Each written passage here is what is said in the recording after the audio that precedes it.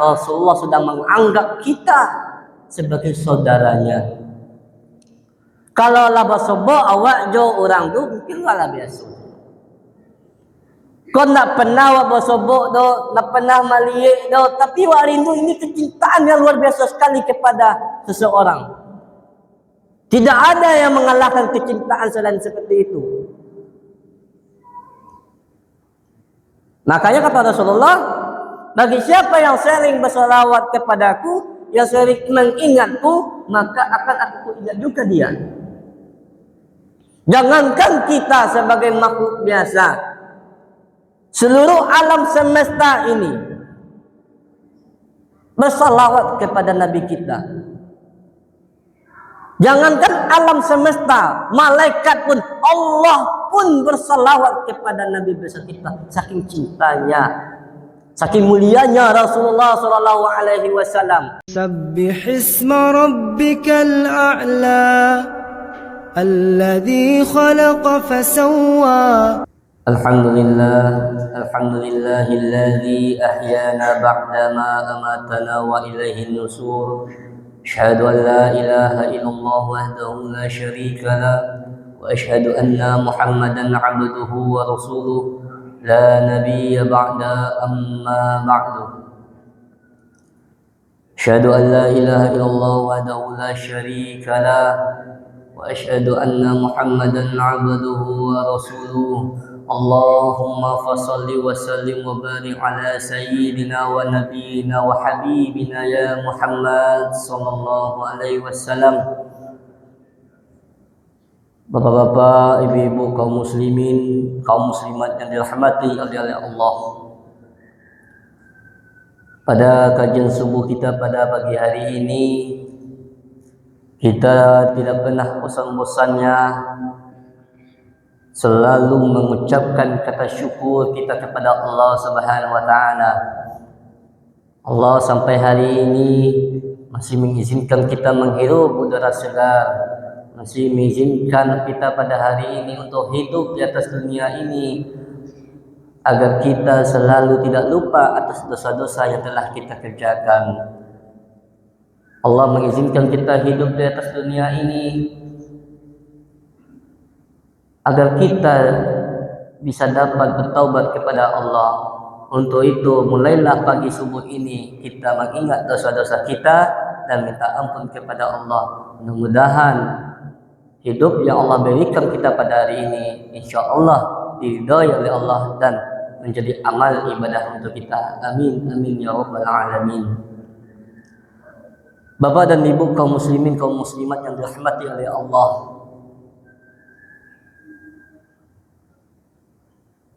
kita adalah umatnya Nabi besar kita Muhammad sallallahu alaihi wasallam. Kalau kita sebagai umat Nabi Muhammad, tentu kita harus berbahagia Bapak dan Ibu. Kenapa kita berbahagia sebagai umat Nabi Muhammad sallallahu alaihi wasallam? Jika kita melihat sejarah, ketika kita melihat sejarah para nabi,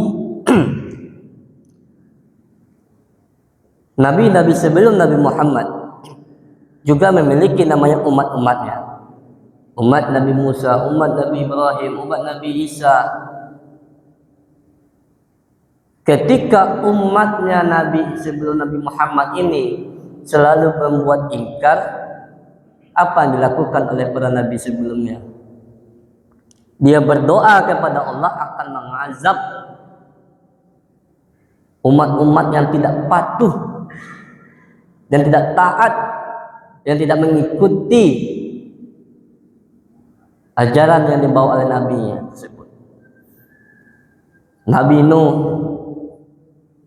Nabi Musa kita lihat. Kan ketika Nabi Nuh itu ketika dia berdakwah, lalu banyak orang yang menghina, banyak orang yang menolak, banyak yang menzalimi Nabi Nuh. Apa yang terjadi? Dia meminta kepada Allah akan mengazab umatnya ini. Lalu siapa lagi? Nabi Ibrahim, bapaknya para nabi.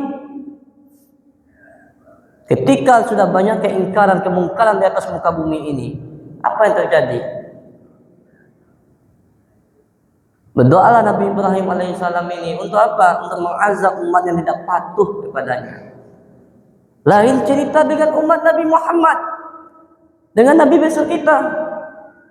Sudah dizalimi, sudah disakiti, sudah diperangi pun sekalipun, Nabi Muhammad tidak pernah menadahkan tangannya untuk menghukum umat-umatnya yang tidak patuh kepada ajaran yang Allah berikan melalui Nabi Muhammad. Ini luar biasanya Nabi Muhammad, Nabi kita ini. Tidak patuh, tidak taat, tidak mengikuti ajaran. Tidak pernah Nabi Muhammad mengatakan, ini bukan umatku. Kalau bukan umatku, engkau akan diazab. Tak pernah. Tetapi apa yang dikatakan Rasulullah? Mungkin hari ini dia belum taat kepada ajaran Islam, tapi mungkin besok. Nabi kita selalu memberikan kesempatan berbuat baik, berhusnuzon, berprasangka baik terus. Ini maksudnya, makanya kita diberikan hidup panjang ini. Kita selalu berhusnuzon, mudah-mudahan kita selalu berbuat baik. Ini yang dikatakan Nabi Muhammad ini. Kalau tidak bisa kemarin, mungkin hari ini kita bisa berbuat baik. Kalau tidak juga bisa hari ini, mungkin besok lagi kita berbuat baik. Ini luar biasa umat Nabi Muhammad. Bayangkan kalau Nabi Muhammad mengangkat tangannya lalu berdoa, apa yang tidak dikabulkan oleh Allah? Kenapa? Setengah dari zatnya Allah ini ada pada Nur Muhammad ini. Makanya yang sanggup bisa menemui Allah itu hanya satu makhluk, yakni Nabi Muhammad SAW. Tidak ada satupun makhluk yang bisa menemui Allah langsung. Malaikat Jibril saja, makhluk kepercayaan Allah yang menyampaikan wahyu Allah, tidak bisa langsung. Sedangkan Nabi Muhammad bisa langsung masuk bertemu dengan Allah. Dalam peristiwa apa itu? Dalam peristiwa Isra dan Mi'raj itu. Bayangkan malaikat Jibril tidak bisa masuk ke dalamnya, hanya Nabi Muhammad yang masuk. Karena tidak sanggup. Nabi Musa pun berdoa juga, ya Allah, lihatkanlah wujudmu. Baru setetes zat Allah turun ke muka bumi ini, terang benderangnya luar biasa sampai pingsan Nabi Musa. Nabi Muhammad ketika itu kemana? Dia biasa-biasa saja. Kenapa? Setengah zat Allah itu ada pada diri Nabi Muhammad. Makanya Nabi Muhammad ketika dia berjalan, kenapa harus memiliki awan? Ada awan yang selalu mengikutinya. Kalau tidak ada awan yang menutupi yang mengiringi Nabi Muhammad, matahari ini akan cemburu, takut dia mengalahkan terangnya matahari Nabi Muhammad ini. Makanya ada awan terus. Makanya ketika para sahabat bertanya, wahai Nabiku, wahai Muhammad, kenapa setiap engkau berjalan awan ini mengikuti engkau? Lalu Rasulullah menjawab, andai kata awan ini tidak mengikutiku, maka cahayaku akan mengalahkan matahari. Masya Allah, luar biasa zatnya Nabi Muhammad ini. Lalu apa keistimewaan kita sebagai umatnya Nabi Muhammad? Kesabaran Nabi Muhammad ini, ketaatan dan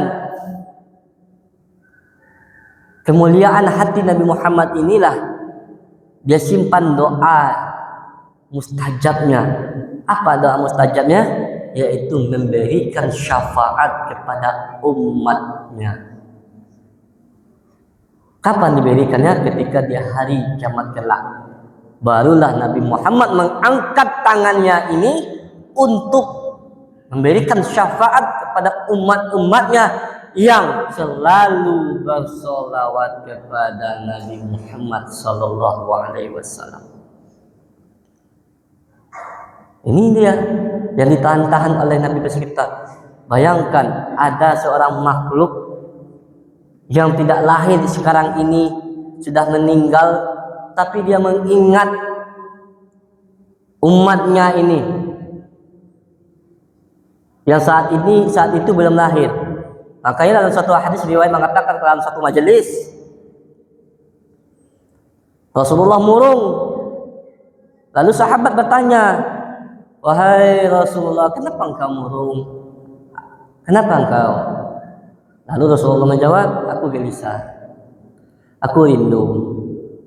Rindu kepada siapa ya Rasulullah? Aku rindu kepada saudara-saudaraku. Saudara-saudaraku, bayangkan. Bukankah saudara-saudaramu ada di sini ya Rasulullah? Bukan. Bukankah kami ini saudaramu juga? Benar, engkau sahabatku juga. Cuman ada yang lebih aku rindukan. Siapa itu? Ya Rasulullah, kata sahabat. Ya ini orang-orang yang tidak pernah melihatku, tidak pernah bertemu denganku, tapi dia rindu denganku. Itulah yang dikatakan saudaraku. Jadi kalau kita rindu dengan Rasulullah, maka Rasulullah sudah menganggap kita sebagai saudaranya. Kalau lah basobo awak jo orang tu mungkin lah biasa. Kau nak pernah awak basobo do, nak pernah maliek do, tapi awak rindu ini kecintaan yang luar biasa sekali kepada seseorang. Tidak ada yang mengalahkan kecintaan selain seperti itu. Makanya kata Rasulullah, bagi siapa yang sering berselawat kepadaku, yang sering mengingatku, maka akan aku ingat juga dia. Jangankan kita sebagai makhluk biasa, seluruh alam semesta ini bersalawat kepada Nabi kita. Jangankan alam semesta, malaikat pun, Allah pun bersalawat kepada Nabi besar kita. Saking cintanya, saking mulianya Rasulullah SAW. Lalu buktinya apa? Dicantumkan dalam surat Al-Ahzab ayat 56. Allah berfirman, "A'udzu billahi minasyaitonir rajim. Bismillahirrahmanirrahim. Innallaha wa malaikatahu yusalluna 'alan nabi.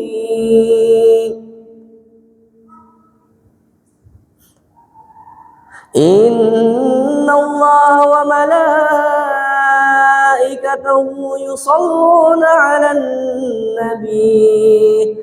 Ya ayyuhalladzina amanu sallu 'alaihi wa sallimu taslima." Sesungguhnya Allah dan para malaikat berselawat kepada Nabi. Allah dan para malaikat, bapak dan ibu, kaum muslimin, kaum muslimat, bersalawat kepada Nabi kita.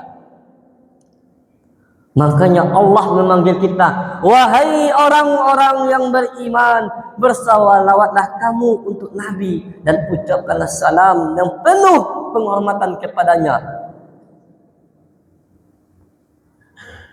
Makanya kita disuruh bersalawat kepada Nabi. Rasulullah tidak butuh salawat dari kita. Yang butuh itu adalah kita.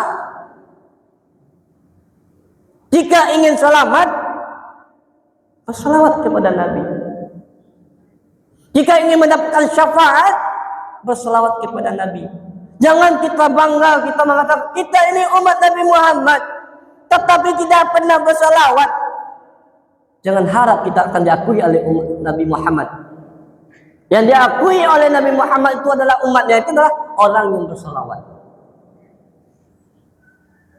Seringlah bersalawat.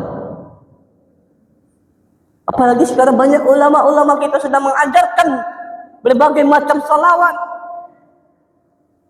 Kalau malaikat Jibril salawatnya apa? Yang dicantumkan dalam bacaan salat kita. Allahumma salli ala sayyidina Muhammad wa ala ali sayyidina Muhammad. Apalagi salawat yang biasa dibacakan, sallallahu ala Muhammad, sallallahu alaihi wasallam,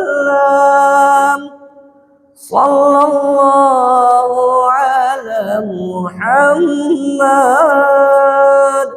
sallallahu alaihi wasallam. Banyak salawat yang ada di muka bumi ini yang ulama ajarkan kepada kita. Silakan pilih. Tapi mohon maaf tidak ada menyinggung siapapun.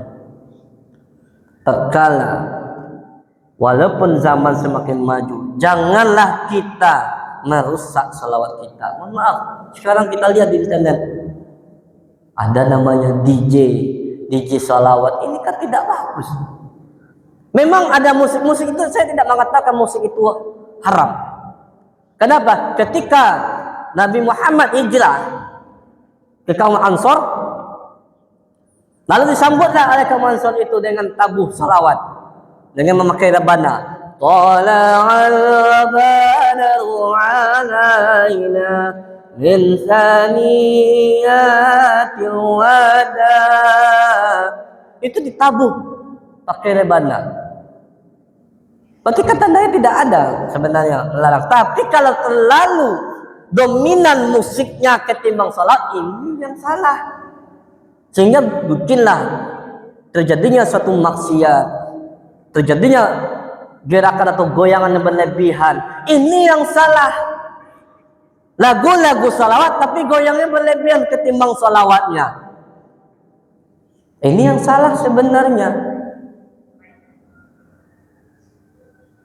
Lalu niatkanlah salawat kita ini untuk Nabi. Ya Nabi, salam alaika. Ya Rasul, salam alaika.